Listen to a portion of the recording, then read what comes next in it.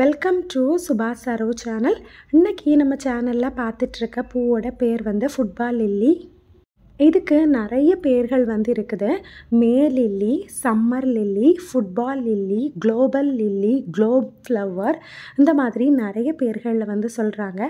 Maximum இது summer சீசனில் பூக்கக்கூடியது. ஒரு மார்ச்லேருந்து உங்களுக்கு மேக்குள்ளே இதோட ஃப்ளவர்ஸ் வந்து வரும்.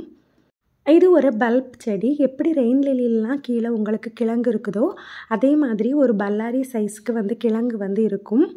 இதோட பூக்கள் வந்து கொத்தாக பூக்கிறதுனால பார்க்குறதுக்கு ரொம்ப அழகாக இருக்கும். பூக்கள் வந்து ஒரு 1 வீக் வரைக்கும் உங்களுக்கு செடியிலேயே இருக்கும். இந்த பூலேருந்து உங்களுக்கு விதைகள் வந்து வராது. இந்த செடி விதைகள் மூலமாக ப்ரொபகேட் பண்ணாது. இதோட பல்பு தான் வந்து மல்டிப்ளை ஆகி செடிகள் வந்து இன்க்ரீஸ் ஆகும்.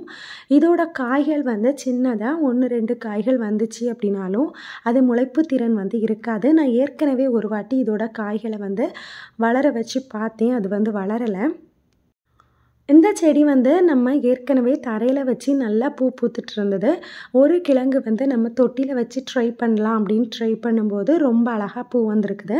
ஸோ நீங்களும் இது தொட்டி தரை எதில் வச்சு வளர்த்தீங்க அப்படின்னாலும் ரொம்ப நல்லா பூக்கள் தரக்கூடிய ஒரு செடி. இந்த செடியோட இலைகள் வந்து இந்த மாதிரி க்ரீனிஷாக அழகாக வந்து இருக்கும். இதுக்கு தண்ணீர் பார்த்தீங்க அப்படின்னா ஒரு நாளைக்கு ஒரு டைம் கொடுத்தீங்க அப்படின்னா போதும். உங்களுக்கு உள்ளே பார்த்தீங்கன்னா தெரியும் சின்ன சின்னதாக புது புது கிழங்குகள் வந்து வந்திருக்கிறது. பொதுவாக ஒரு கிழங்குலேருந்து ஒரு 5 கிழங்கு வரைக்கும் உங்களுக்கு செப்பரேட் பண்ணி எடுக்கலாம். மண் கலவை பார்த்திங்கன்னா நார்மலாக கார்டனில் உள்ள மண்ணை வந்து நீங்கள் யூஸ் பண்ணிக்கலாம். எந்த விதமான உரமோ ஃபெர்டிலைசரும் நீங்கள் கொடுக்க வேண்டாம். அதே மாதிரி எந்த விதமான நோய்களும் இந்த செடியை வந்து தாக்குறதில்ல.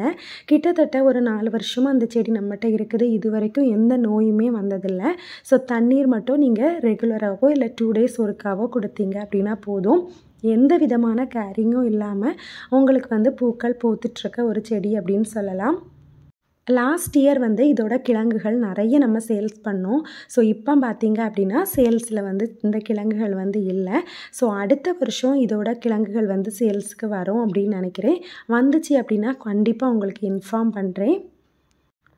இந்த செடி வந்து உங்களுக்கு பிடிச்சிருந்தது, இந்த வீடியோ பிடிச்சிருந்தது அப்படின்னா லைக் பண்ணிக்கோங்க. இந்த சேனலும் பிடிச்சிருந்ததுன்னா சப்ஸ்கிரைப் பண்ணிக்கோங்க. இன்னொரு அழகான வீடியோவில் உங்களை வந்து சந்திக்கும் வரை நன்றி, வணக்கம்.